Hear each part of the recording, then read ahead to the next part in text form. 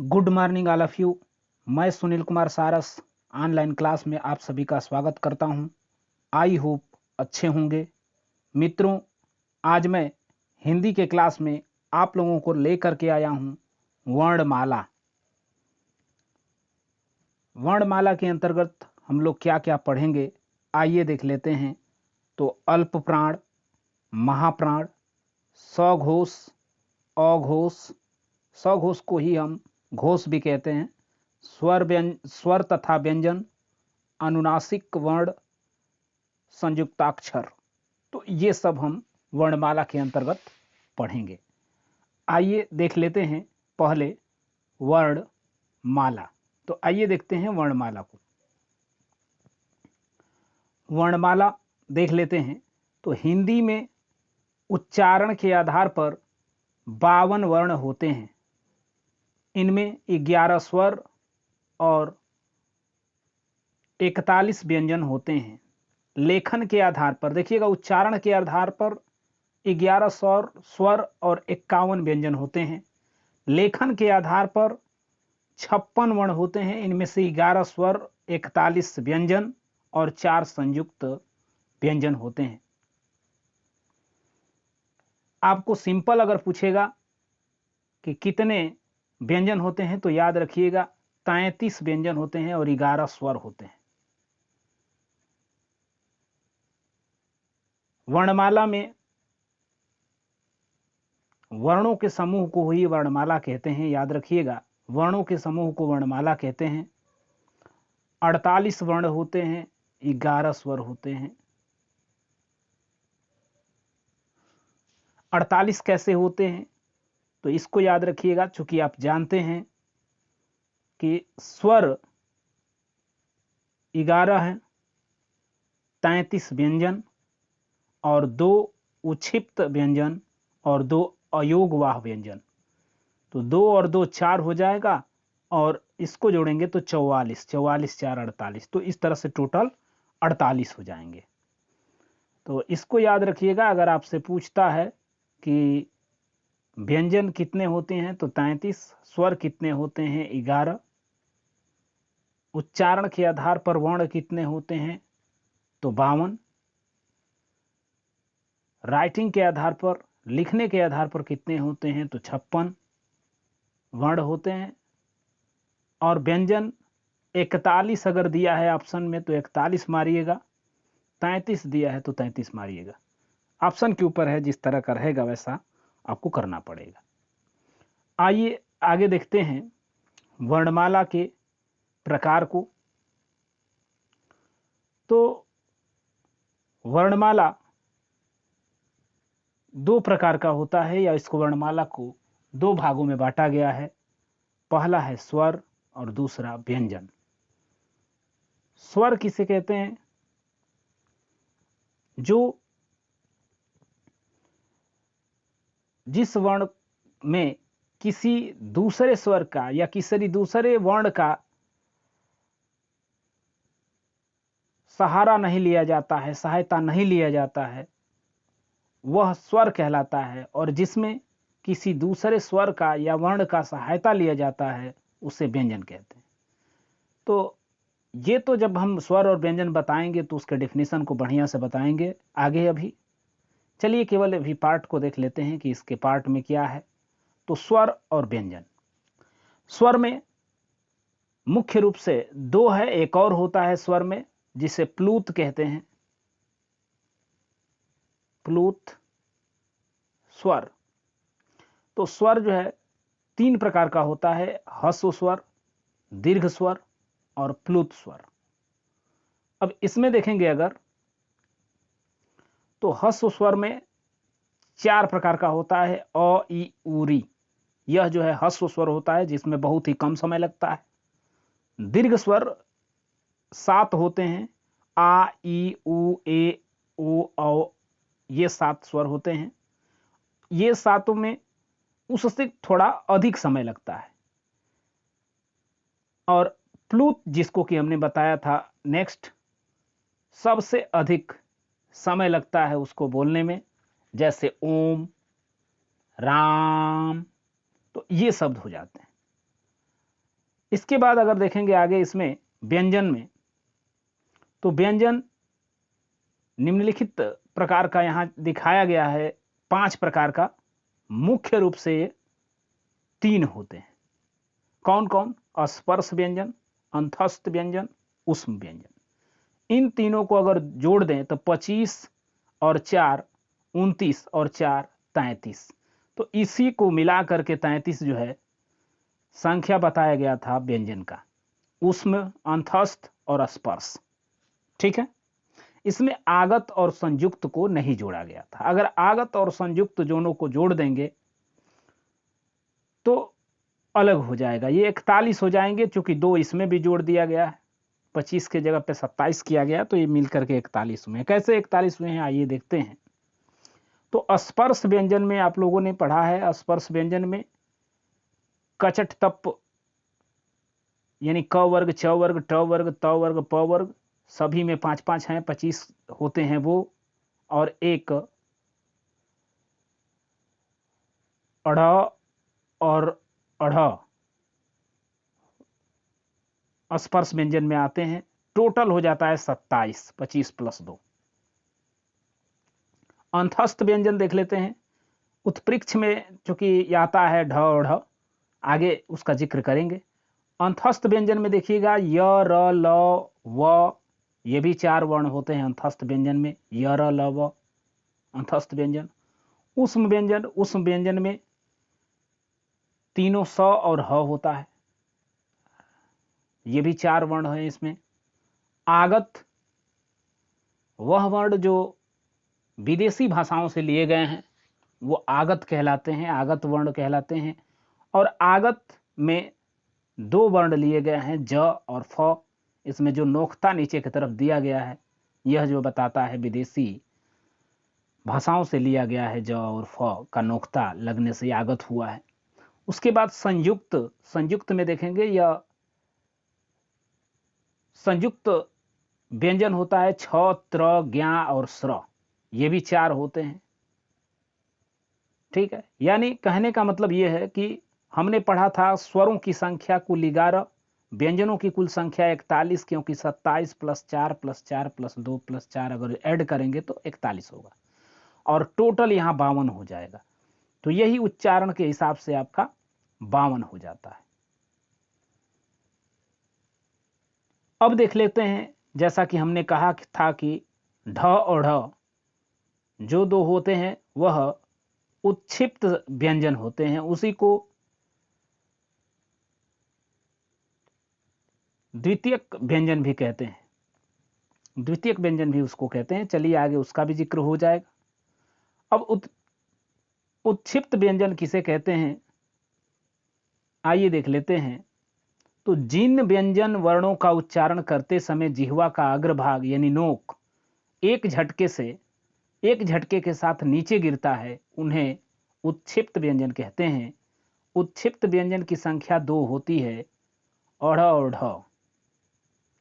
औढ़ और ढ को उत्क्षिप्त व्यंजन कहते हैं। उत्क्षिप्त व्यंजन का अर्थ होता है फेंका हुआ, यानी उत्क्षिप्त व्यंजन का अर्थ होता है फेंका हुआ होता है। हिंदी व्यंजनों के ट वर्ग में ड और ढ़, ड और ढ व्यंजकों के बारे में आपने पढ़ा होगा, जो स्पर्श व्यंजन होते हैं।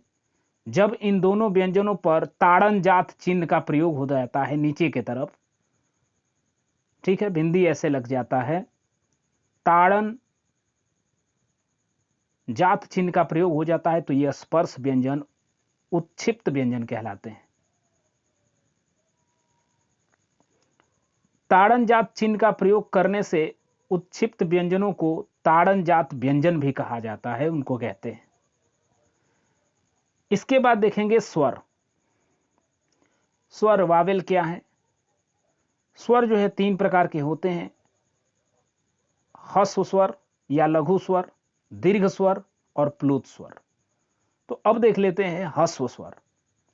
ह्रस्व स्वर क्या है? लघु स्वर या ह्रस्व स्वर ऐसे स्वर जिनको बोलने में कम समय लगता है, उनको ह्रस्व स्वर कहते हैं।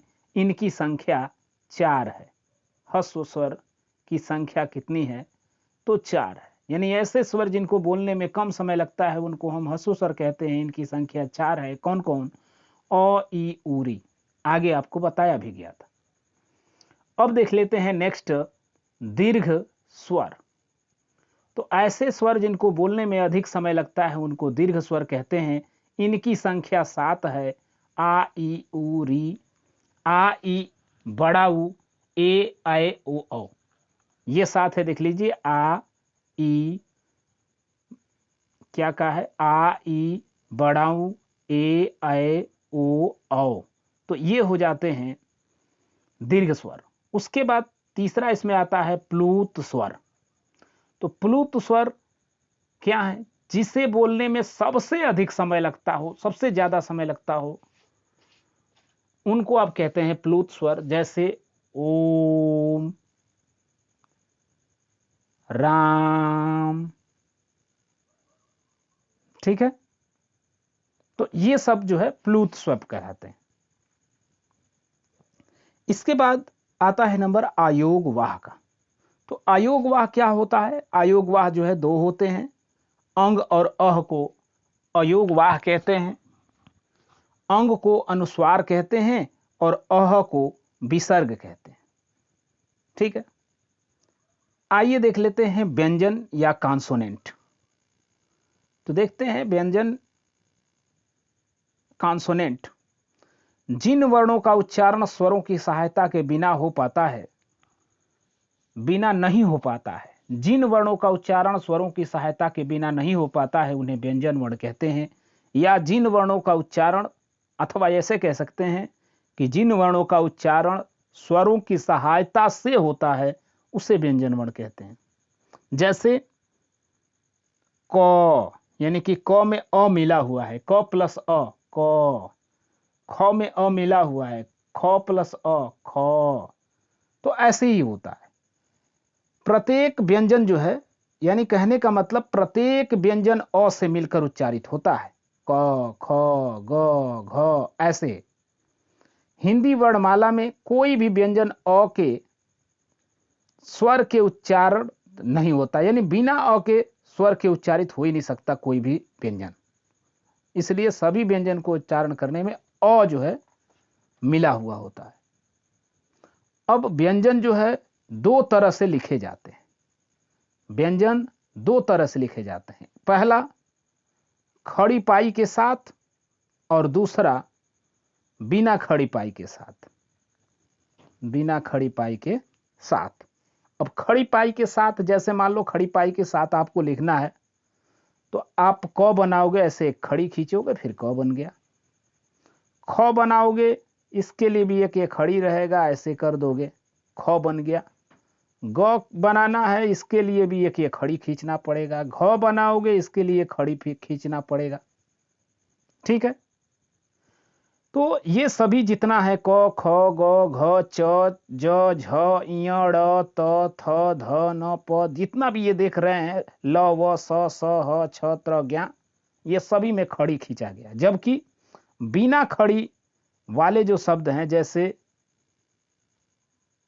ड हो गया, अंग हो गया, छ हो गया, ट हो गया, ठ हो गया, है ना, ड हो गया, ये सब क्या है? सभी जो है बिना खड़ी पाई वाले हैं। जैसे द बनाओगे, इसमें खड़ी पाई नहीं खींचा जाएगा। र बनाओगे, खड़ी पाई नहीं खींचा जाएगा। तो ये 2 तरह के लिखे जाते हैं व्यंजन। उसके बाद अब देखते हैं व्यंजन के प्रकार। आइए देखते हैं व्यंजन के प्रकार। तो व्यंजन के प्रकार में हिंदी वर्णमाला में व्यंजन 3 प्रकार के होते हैं। निम्न 3 प्रकार के व्यंजन जो है होते हैं हिंदी वर्णमाला में। कौन कौन? मुख्य रूप से अंतस्थ व्यंजन, स्पर्श व्यंजन, अंतस्थ व्यंजन और ऊष्म व्यंजन। तीनों के बारे में हल्का फुल्का हमने वहां जिक्र किया था। आइए इसको जान लेते हैं कि स्पर्श व्यंजन क्या होता है। तो सबसे पहले जानेंगे स्पर्श व्यंजन को। स्पर्श व्यंजन जिन व्यंजनों का उच्चारण करते समय हवा फेफड़े से निकलते हुए किसी विशेष स्थान जैसे कि कंठ, तालु, मूर्धा, दंत एवं ओष्ठ को स्पर्श करे, स्पर्श व्यंजन कहलाता है। जिन व्यंजनों का उच्चारण करते समय हवा फेफड़ों से निकलते हुए किसी विशेष स्थान जैसे कंठ, तालु, मूर्धा, दंत, ओष्ठ को स्पर्श करे, स्पर्श व्यंजन कहलाते हैं। स्पर्श व्यंजन क से लेकर म तक देखेंगे, क से लेकर म तक होते हैं। इनकी संख्या 25 होती है। प्रत्येक वर्ग में 5 अक्षर होते हैं। जैसे कि यह देखेंगे, प्रत्येक वर्ग में 5 है, क, ख, ग, घ, अंग। क वर्ग में, च वर्ग में, ये देखिए च वर्ग में आप देखेंगे च, छ, ज, झ, अड़, य होना चाहिए था, यहाँ अड़ 2 बार बना दिया है, ध्यान देंगे। य, ये य है, ठीक है। ट वर्ग में ट, ठ, ड, ढ, अड़। त वर्ग में त, थ, द, ध, न। और प वर्ग में प, फ, ब, भ, म। तो ये हो जाते हैं 5-5 करके पूरा 25। तो इसमें 25 इनकी संख्या होती है। अब एक फार्मूला याद कर लीजिएगा, कचट तप। क, च, ट, त, प, कचट तप। कचट तप का मतलब क्या हो गया? क वर्ग, छ वर्ग, ट वर्ग, त वर्ग, प वर्ग, कचट तप।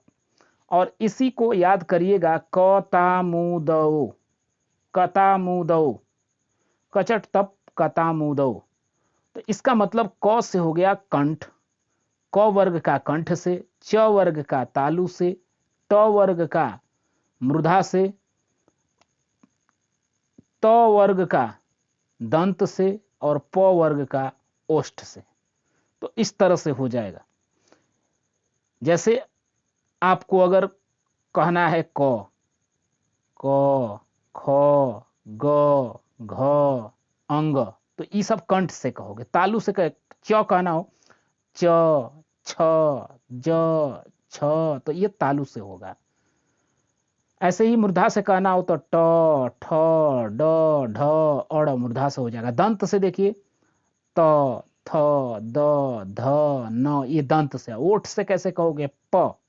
अब बिना ओठ हिलाए, ओठ अगर आपका स्पर्श न हो तो आप प, फ, ब, भ, म नहीं कह सकते। ओठ वाला शब्द है, ये वर्ड है। जैसे प, फ, ब, भ, म, ओष्ठ से, है ना।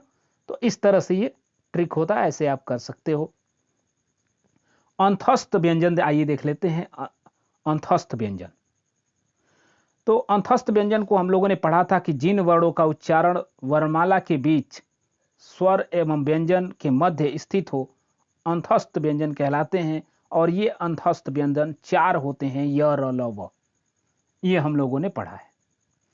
उसके बाद देख लेते हैं उष्म या संघर्षी व्यंजन। तो उष्म व्यंजन में स वाले और ह वाले होते हैं। जिन व्यंजनों के उच्चारण में हवा मुख में घर्षण या रगड़ती हुई महसूस होती है, घर्षण होता है, संघर्षी इसीलिए कहा गया है, उसको संघर्ष करता है, घर्षण एवं रगड़ती हुई महसूस हो, उसे उष्म या संघर्षी व्यंजन कहते हैं। जैसे उष्म या संघर्षी व्यंजन क्या हो जाएगा? बड़ा स, मूर्धनी स, छोटा सा और ह। तो ये हो गया उष्म या संघर्षी व्यंजन। हमने चारों को अभी पढ़ा। अंतस्थ व्यंजन, इनकी संख्या 4 होती है, य, र, ल, व। उष्म व्यंजन भी पढ़ा, इनकी संख्या भी 4 होती है। बड़ा सा, पेट फरवा सा यानी कि मूर्धनी सा उसको कहते हैं, छोटा सा और ह, ये हो गया उष्म व्यंजन। अंतस्थ पढ़े, उष्म पढ़े। उत्क्षिप्त व्यंजन भी हम लोगों ने पढ़ा, यह भी 2 होते हैं, जिसको कि ढ और ढ, अढ़ कहते हैं, अढ़ कहते हैं, ठीक है, ये कहते हैं। और ढ और ढ, इसमें बिंदी छूट गया है। ढ और ढ 2 होते हैं उत्क्षिप्त व्यंजन, और इनको द्विगुण व्यंजन भी कहा जाता है। उत्क्षिप्त व्यंजन को द्विगुण व्यंजन भी कहा जाता है, ये याद रखिएगा। आइए देख लेते हैं नेक्स्ट, अघोष। अघोष किसे कहेंगे? हिंदी वर्णमाला के स्पर्श व्यंजन के प्रत्येक वर्ग कचट तप, प्रत्येक वर्ग क वर्ग, च वर्ग, ट वर्ग, त वर्ग, प वर्ग, के प्रथम एवं द्वितीय व्यंजन अघोष व्यंजन कहलाते हैं। पहला व्यंजन और दूसरा व्यंजन जो है अघोष कहलाता है। ठीक है, यानी कहने का मतलब यह है कि ये देख रहे हैं आप, क वर्ग में पहला और दूसरा, ठीक है, क्या है, पहला और दूसरा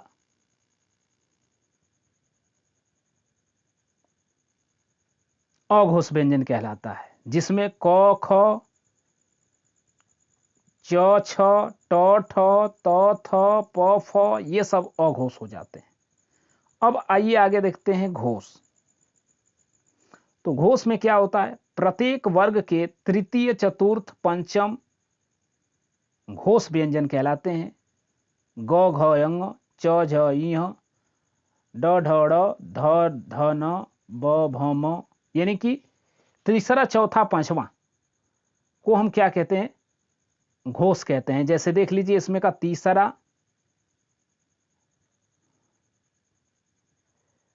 तीसरा, चौथा, पांचवा, ये तीनों ही सभी क्या कहलाते हैं,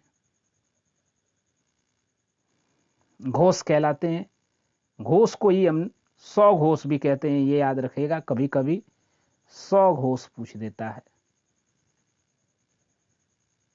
ठीक है, तो घोष या स्वघोष।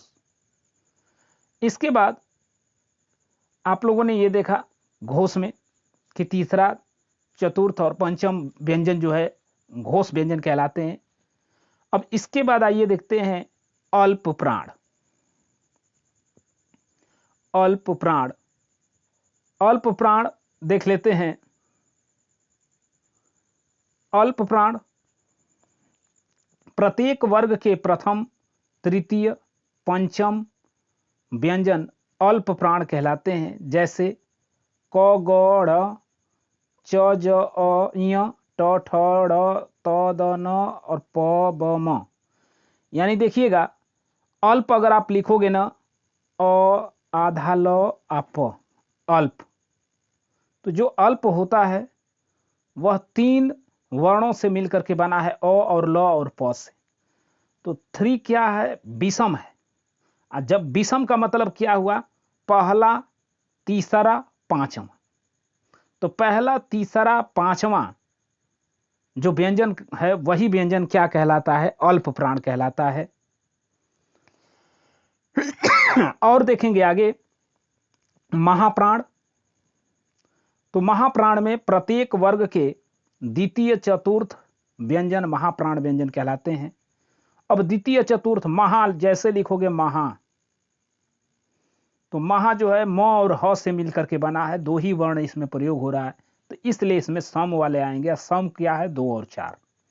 तो इसलिए द्वितीय एवं चतुर्थ व्यंजन जो होते हैं वह महाप्राण कहलाते हैं। जैसे ख, घ, छ, झ, ठ, ढ, थ, ध, फ, भ, ये सब आते हैं। आइए इसको समझ लेते हैं। अल्प प्राण, अल्प प्राण में अल्प जैसे ही लिखोगे 3 अक्षर से बिना है, अ आधा ल आ प, अल्प। तो इसलिए विषम हो जाएगा, यानी कि पहला वर्ण, दूसरा नहीं होगा, सॉरी, विषम में क्या होगा, पहला, तीसरा, पांचवा। ठीक है, देख रहे हैं, कचट तप, तो ये कचट तप। ग ज ढ द ब, ग ज ढ ड ब, इय है, इसको इय बीच में ये लिखना था। तो अंग इय ड़ न म, ये हो गया। तो इस तरह से अल्प प्राण में पहला, तीसरा, पांचवा हो गया, और साथ में अल्प प्राण में ही अंतस्थ व्यंजन जो य र ल व होता है वो भी आता है। तो ये हो गया अल्प प्राण में। आइए अब देख लेते हैं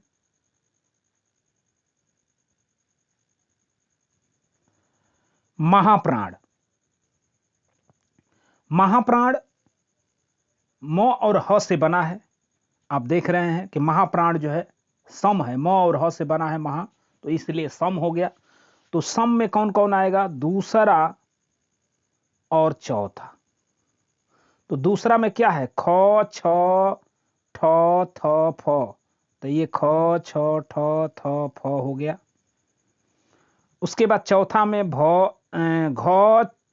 झ ढ ध म, तो ये देखिए घ झ ढ ध म, तो दूसरा और चौथा हो गया। और साथ में जो हम लोग पढ़े उष्म व्यंजन, तो उष्म व्यंजन में होता था स और ह, तो उष्म व्यंजन और दूसरा और चौथा वर्ण को महाप्राण कहते हैं। अंतस्थ व्यंजन और पहला, तीसरा, पांचवा को अल्प प्राण कहते हैं। ठीक है, तो इस तरह से हमने देखा। उसके बाद हम लोग घोष अघोष को भी पढ़ ही चुके हैं। आइए थोड़ा सा और समझ लेते हैं। अघोष, अघोष को हम लोगों ने पढ़ा था कि इनकी संख्या देख लीजिए, अघोष की संख्या 13 होती है। कौन कौन 13 होता है? तो अघोष, अघोष में कौन कौन से लिए जाते हैं? पहला और दूसरा, पहला और दूसरा, पहला और दूसरा वर्ण, तो 5 और 5 10 ये हो गए।